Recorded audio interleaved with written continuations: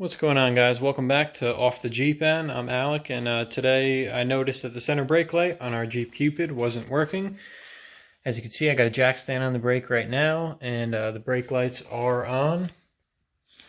But we have no power up at the center. Obviously, the door is open right now, but these two contacts is where you're going to get your power from, and they're going to touch these metal contacts. So we're just going to shave these down with some sandpaper, and we're going to see if the center brake light works. Alright, so before you start going crazy, you could just take an electrical tester. I got this one at Harbor Freight, super cheap. You just throw it on here, onto the door latch, and you're going to take your tester, touch the bottom one, and you should see it light up, just like that. Okay, that one's ground.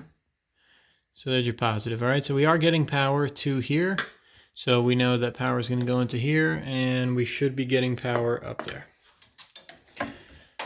Okay, so grab our tester off.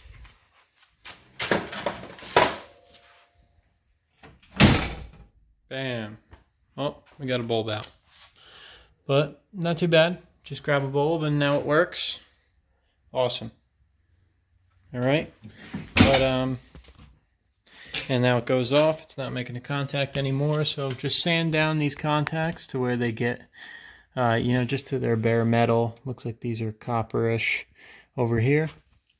But that should be it for your center brake light fix. Alright, so that's how you're going to fix your center brake light. If your problem is corrosion, your Jeep's old, it's been sitting a while.